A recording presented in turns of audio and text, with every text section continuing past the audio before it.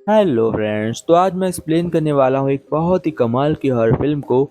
इस फिल्म के अंदर हमें दिखाया गया है एक माँ और बेटी की कहानी। जब दोनों के साथ बहुत ही गलत और अत्याचार होता है तो वो कैसे एक आत्मा में बदल जाते हैं और उसके बाद वो अपने अपने एक एक करके सभी कातिलों का बदला लेते हैं। तो कहानी की शुरुआत में हम देखते हैं एडवोकेट रत्नाम को, जो बहुत ही अच्छे वकील होते हैं। उनका काम होता है ईमानदारी से काम करना। फिर हमें नेक्स्ट सीन में दिखाया जाता है उनकी बेटी शालिनी और उनके पास एक कंस्ट्रक्शन के काम को चल रहा होता है, जहां पर हमें दिखाया जाता है हाल ही में एक पुराने मंदिर को तोड़ा जा रहा है। उसके बाद रत्नाम रात को जब घर लौट रहे होते हैं तभी उनके रास्ते में एक्सीडेंट हो जाता है और एक्सीडेंट के बावजूद उनकी मौत हाइपोथर्मिया से होती है। इसी रात हमें सपना दिखाया जाता है जो कि शालिनी के दिमाग में आता है और वह सपना बहुत ही खतरनाक होता है, जिसमें कि शालिनी से उसके डैड रत्नाम हेल्प मांग रहे हैं। शालिनी इसके बाद डिप्रेशन में चली जाती है और अपने घर को लौट आती है और सारे कामों को बंद कर देती है। तभी उसकी माँ बहुत परेशान होती है और उसकी एक बहन भी होती है जिसका नाम शालिनी है। उसकी एक फ्रेंड भी होती है जो प्रेस में काम करती है, उसका नाम सोनिया होता है। कहानी आगे बढ़ती है और हम देखते हैं कंस्ट्रक्शन साइट को, जहां पर एक लेबर के अंदर एक बुरी आत्मा घुसती है और उसे बिल्डिंग से नीचे फेंक देती है। वहां पर उस लेबर की मौत हो जाती है। हाल ही में इस कंस्ट्रक्शन की काम जहां चल रहा होता है वहां पर 5 मौतें हो चुकी हैं। लोगों के मरने की वजह से वहां पर काम रुक गया है। अब हमें दिखाया जाता है रागनी को, जो इस कंस्ट्रक्शन के काम को लेती है और कहती है मैं इस काम को फाइनल करूंगी। वहां पर उसकी मुलाकात एक और लड़की से होती है जो कि उसके रूम के यानी कि उसके घर में साथ रहती थी। इधर हमें दिखाया जाता है राघव को, जो रागनी से मदद मांगता है और कहता है आज मुझे कहीं जाना है, तुम मेरी जगह मीटिंग में चली जाओ। अब रागनी उस ड्राइवर के साथ बैठकर उस कंस्ट्रक्शन के काम पर मीटिंग में जाने वाली थी जहां पर यह मौतें हो रही हैं। वो वहां पर उतरती है तभी ड्राइवर को कॉल आता है और उसकी बेबी उसे कहती है कि मेरे डिलीवरी का टाइम हो गया, तुम घर आ जाओ, और ड्राइवर वहां से निकल जाता है। रागनी अपनी मीटिंग में बिजी हो जाती है और वहीं पर उसकी मुलाकात शर्मा जी से होती है। तो मीटिंग शर्मा से ही थी। वो दोनों आपस में बात करते हैं। शर्मा बताता है कंस्ट्रक्शन के काम को करने के लिए मुझे बहुत खर्चा उठाना पड़ रहा है। इसमें 5 लोगों की मौत हो चुकी है और उनका हर्जाना भरते भरते मेरा दम निकल जाएगा। कुछ बात करो और इस कंस्ट्रक्शन के काम को ऊपर नीचे करके पैसे बचाओ। रानी कहती है मैं इस बारे में सोचूंगी। तभी वह जाकर किनारे के बस स्टैंड पर वेट करने लगती है, क्योंकि वहां पर कोई ड्राइवर नहीं था। वह अपनी फ्रेंड सोनिया को कॉल करती है, वो उसे लेने वाली थी, लेकिन तभी वहां पर एक चुड़ैल आती है जो उसके अंदर घुस जाती है और उसे इस बात का पता नहीं चलता। वह ऐसे ही अपने घर को लौट आती है जहाँ पर वह रहती थी। दूसरे दिन सुबह हम देखते हैं सोनिया को, जो इंस्पेक्टर से मुलाकात कर रही होती है। वह यही इंस्पेक्टर है जो रात में रागिनी को मिला था। अब इन दोनों अच्छी दोस्ती हो जाती है, सोनिया और इंस्पेक्टर की। इसके बाद हमें दिखाया जाता है रागिनी को, जो अपने घर में रात में घूम रही होती है तो अचानक से उसकी लाइट जाने लगती है। वो ऊपर जाकर देखती है तो वहाँ पर उसे कोई खड़ा दिखाई पड़ता है। वह घबराती तो है बट उसे लगता है यह उसके दिमाग का वहम है, इसलिए ज्यादा गौर नहीं करती। आगे हमें दिखाया जाता है वह अपने घर के गार्ड से बात करती है और कहती है यहाँ की लाइट्स ठीक नहीं है, किसी मैकेनिक को बुलाकर लाइट ठीक करो। फिर हम देखते हैं सालोनी को, जब वह सो रही होती है तो अचानक से उससे कोई ज्यादा खींचता है और वह बेहोश हो जाती है और सुबह उठती है तो उसके माथे पर चोट लगी होती है।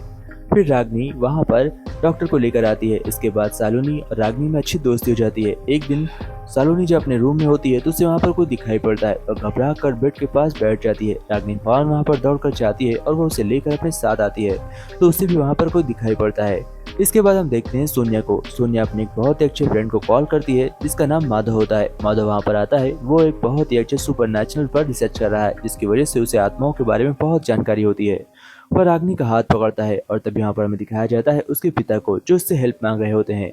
रागनी यह देखकर घबरा जाती है और यह माधव को सब कुछ बता देती है। अब माधव उसके डैड जिस केस पर काम कर रहे थे वह उसी केस को फिर से तहकीकात करने लगती है। वह डॉक्टर, इंस्पेक्टर सभी की मदद मांगती है ताकि इस केस को अच्छी तरीके से सॉल्व किया जाए। सबसे पहले इस केस में एक सस्पेक्ट को हमें दिखाया जाता है जो कि उस समय का यहाँ का थानेदार था। हम देखते हैं उसे जाकर रागनी और उसके बाकी फ्रेंड वहां पर पूछताछ करते हैं, जहां पर वो बताता है कि ऐसा हुआ क्या। वहां पर एक औरत और एक छोटी बच्ची रहा करती थी और उसके पास बहुत सारी जमीन थी। वहां पर 3 भाइयों ने उनके जमीन को हड़पने की कोशिश की, ऐसा इंस्पेक्टर बताता है। और जैसे ही रागनी वहां से जाती है तो इंस्पेक्टर के साथ भी वही होता है जैसे कि उसके फादर के साथ हुआ था, यानी कि रागनी के। वो भी हाइपोथर्मिया से बुरी तरीके से मारा जाता है और आत्मा आकर उसके शरीर को ठंडा कर उसे जान से मार देती है। इसके बाद हम देखते हैं डॉक्टर सलवा को। डॉक्टर सलवा एक बहुत ही बेकार डॉक्टर होता है और यह घूसखोर होता है। इसने ही उस माँ बेटी की लाश का तहकीकात किया था और उस पे बिना पोस्टमार्टम के उसकी रिपोर्ट दे दी थी। रागनी जैसे ही डॉक्टर सलवा से बात करके निकलती है, उसकी भी फौरन वहां पर डेथ हो जाती है। वही बुरी तरीके से आत्मा उसे जान से मार देती है। अब 2 लोग मर चुके थे और यह बात बहुत ही बुरी थी। इसके बाद रागनी यह राम नाम के आदमी को ढूंढने के लिए निकल पड़ती है। वह इसलिए क्योंकि राम ही वहाँ पर बचा था, क्योंकि उन तीनों भाइयों में से जिसके लिए काम करता था वह राम ही था और राम ही उस लड़की के साथ शादी करने वाला था।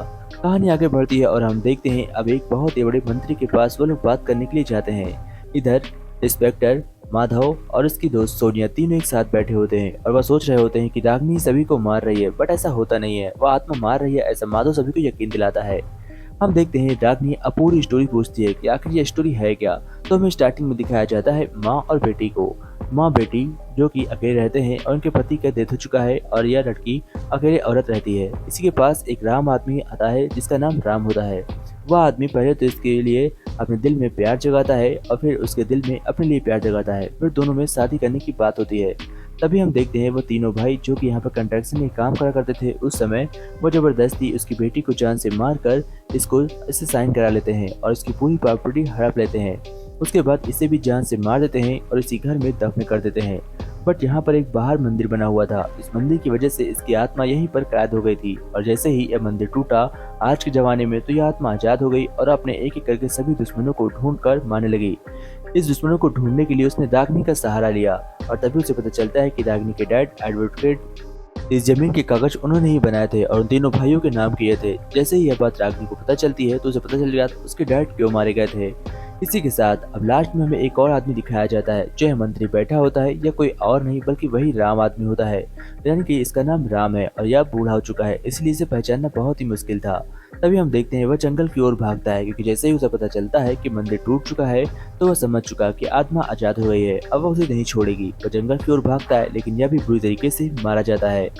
इसके मरने के बाद रागिनी का काम खत्म हो जाता है। उसे एक आखिरी सपना आता है उसके डैड का और उसके डैड मुस्कुरा रहे होते हैं और रागिनी के ऊपर उसे गर्व होता है और इसी के साथ यह हैप्पी एंडिंग होती है। तो कैसी लगी स्टोरी कमेंट में जरूर बताइएगा।